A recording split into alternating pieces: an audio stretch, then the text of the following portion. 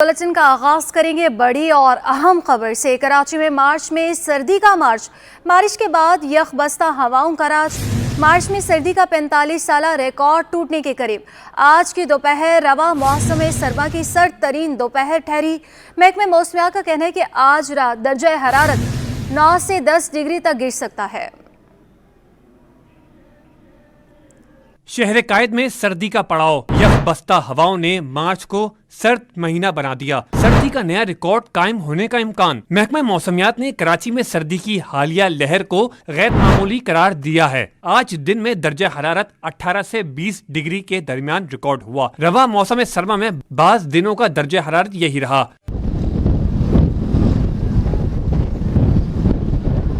Siberian हवाओं ने 2 मार्च की दोपहर को सर्द तरीन बना दिया। महकमा मौसमियात के मुताबिक मार्च में सर्दी की शिद्दत बढ़ना गैर मामूली है। मार्च में ऐसी सर्दी नहीं आती, न इतनी बारिशें होती हैं। हालिया बारिश के बाद शहर में सर्दी की शिद्दत बढ़ गई। आज रात के औकात में सर्दी मजीद बढ़ने का इम्कान है। महकमा मौसमियात का कहना है कि मार्च 1979 में कराची का दर्जा हरारत 7 डिग्री सेंटीग्रेड तक जा चुका है। हालिया सर्दी की लहर का दौरानिया 2 दिन है। 5 मार्च से दर्जा हरारत बढ़ना शुरू हो जाएगा।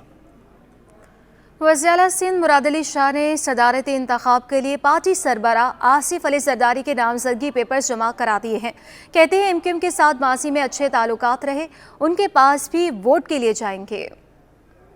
वजीर आला सिंध कागजात नामजदगी जमा कराने के लिए पार्टी MPS के साथ हाई कोर्ट पहुंचे और सदारती इंतखाब के लिए आसिफ जरदारी के नामजदगी पेपर्स जमा कराए। मीडिया से गुफ्तगू में मुराद अली शाह बोले कि MQM के साथ माजी में अच्छे ताल्लुकात रहे, उनके पास भी हम वोट के लिए जाएंगे। MQM के साथ हमारी पहले भी अच्छे ताल्लुकात रहे हैं, हमने कोalitions में भी साथ काम किया है।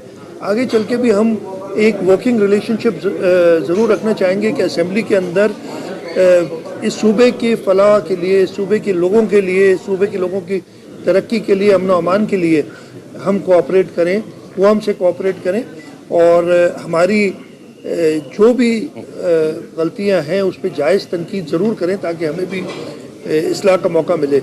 वजीर आला सिंध ने कहा कि धांधली के हवाले से बिलावल भुट्टो जरदारी बयान दे चुके हैं, हमें सिंध समेत हर जगह पर तहफ़्फ़ुज़ात हैं। चेयरमैन बिलावल भुट्टो जरदारी साहब इसका पूरी तरीके से एक्सप्लेन कर चुके हैं कि जी हाँ, हमें एतराज़ात हैं, ना सिर्फ यहाँ सूबे सिंध में लेकिन बाकी सूबों में भी हमें एतराज़ात हैं। लेकिन उस सिलसिले में हम कोई ऐसी रोडों पे नहीं आएंगे, हम कानूनी चाराजोई जो भी है वो करेंगे। मुराद अली शाह का कहना था कि हमारी लोकल गवर्नमेंट बाख्तियार है, जबकि MQM की डिमांड पंजाब के लिए बल्दियात के हवाले से हो सकती है। सिंध असम्बली का इजलास 7 मार्च को तलब करने का फैसला। सिंध असम्बली में पीपल्स पार्टी के 2 अरकान हल्फ लेंगे। सेनेट की निशिस्त खाली करने वाले निसार खोड़ो और जाम मेहताब हल्फ उठाएंगे। सिंध असम्बली में 9 मार्च को सदारती इलेक्शन होगा और सदर के इंतखाब के लिए अरकान वोट डालेंगे। मार्च को सेनेट की खाली नशिस्तों पर 14 इंतखाब होगा। सिंध से 2 नए सेनेटर्स मुंतखब होंगे। निसार खोड़ो और जाम मेहताब ने सेनेट की नशिस्तें खाली कर दी हैं।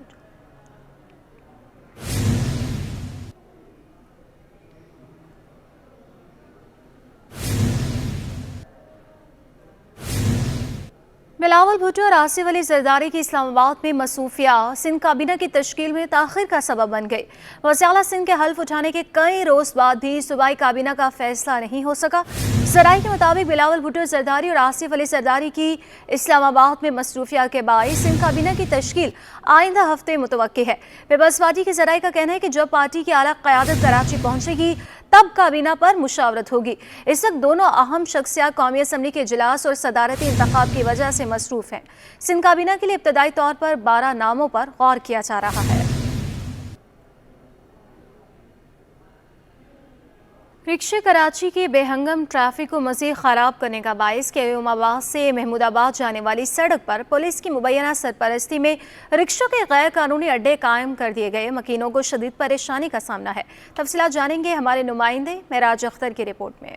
کراچی میں اندھیر نگری چوپٹ راج، سڑکوں پر غیر قانونی ٹرانسپورٹ اڈوں اور تجاوزات کی بھرمار، رکشوں کے بے تحاشا اضافے سے لوگ پریشانی سے دوچار۔ یہ مناظر ہیں قیوم آباد محمود آباد جانے والی شاہراہ گل محمد روڈ کے، جہاں رکشوں کا غیر قانونی اسٹینڈ قائم کیا گیا ہے۔ سارا دن یہاں درجنوں رکشے موجود رہتے ہیں جو خاص طور پر صبح اور شام کے اوقات میں ٹریفک کی روانی میں خلل ڈالنے کا باعث بنتے ہیں۔ علاقہ مکینوں کا کہنا ہے کہ یہ رکشہ اسٹینڈ نہ صرف ٹریفک حادثات کا سبب بن رہے ہیں بلکہ ان اسٹینڈ والوں نے یہاں تجاوزات بھی قائم کر دی ہیں۔ اب انہوں نے کیا کیا، وہاں فرش پکا کر کے ٹھیا بنا لیا اور دوسرے نمبر پہ انہوں کا چائے کا ایک ٹھیا لگ گیا ہے اور وہاں رکشہ اسٹینڈ بن گیا ہے۔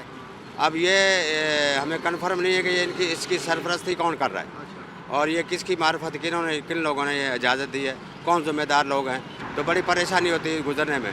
اکثر ٹرننگ پوائنٹ پہ بائک والے آتے ہیں تو وہ وہاں گر بھی جاتے ہیں کیونکہ جگہ نہیں ہوتی اور یہ بہت زیادہ آگے تک آ جاتے ہیں، گر لیتے ہیں۔ گل محمد روڈ پر غیر قانونی رکشہ اسٹینڈ پر موجود ناصر نامی شخص نے انکشاف کیا کہ یہ رکشہ اسٹینڈ بلوچ کالونی پولیس اور محمود آباد ٹریفک سیکشن پولیس کی اجازت سے قائم ہے۔ دیکھو بات تو یہ پرمیشن کے بغیر تو آج کل کام ہوتا ہی نہیں ہے، ظاہر سی بات ہے، پرمیشن ہم لوگوں نے لی ہوئی ہے۔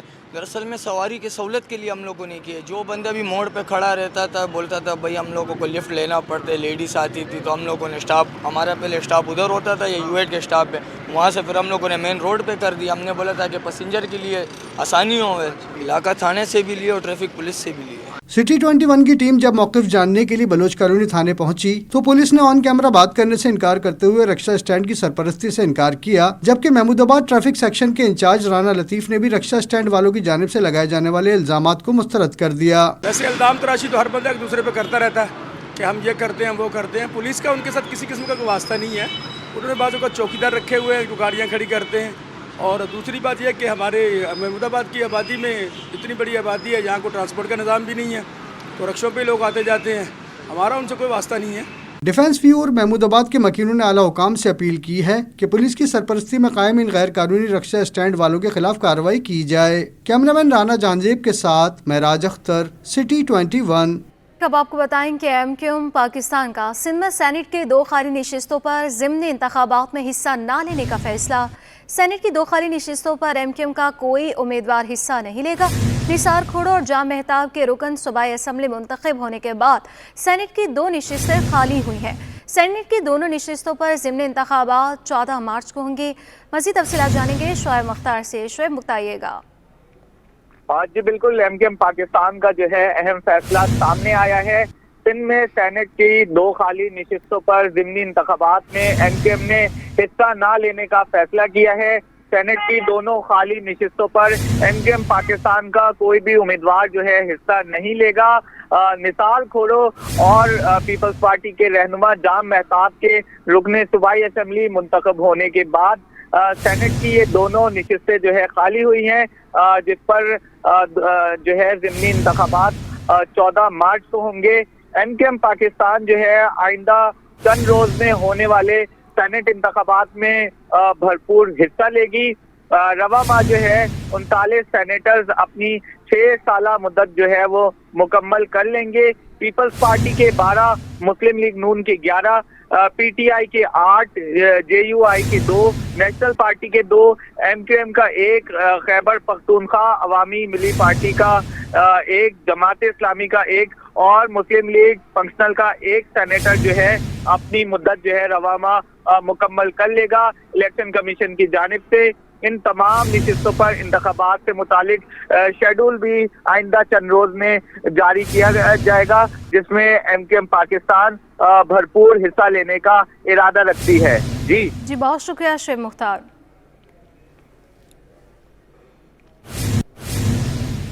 بیشتر شہری لاپتہ ہوتے ہیں یا روپوش۔ سندھ ہائی کورٹ میں کیس کی سماعت کے دوران اہم انکشاف سامنے آ گیا۔ تفتیشی افسر نے محمد عمران نامی شخص کی بازیابی سے متعلق درخواست کی سماعت کے دوران عدالت میں رپورٹ پیش کر دی۔ رپورٹ میں کہا گیا ہے کہ کورنگی سے عمران نامی شخص لاپتہ نہیں بلکہ گرفتاری سے بچنے کے لیے روپوش ہوا تھا۔ محمد عمران مختلف تھانوں کی پولیس ڈکیتی کے مقدمات میں مطلوب تھا۔ گرفتاری سے بچنے کے لیے لاپتہ ہونے کا ڈرامہ رچایا گیا۔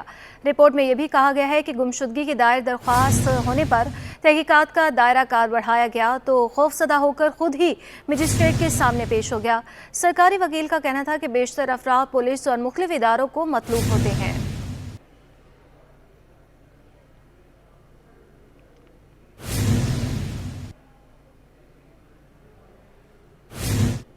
नाज़रीन, पाकिस्तान की शिप इंडस्ट्री के लिए अहद साज़ दिन। पाकिस्तान में भी पहली बार कंटेनर शिप तामीर का माहिदा हो गया। PNSC ने 40 साल बाद शिपयार्ड को कंटेनर जहाज़ का ऑर्डर दिया है।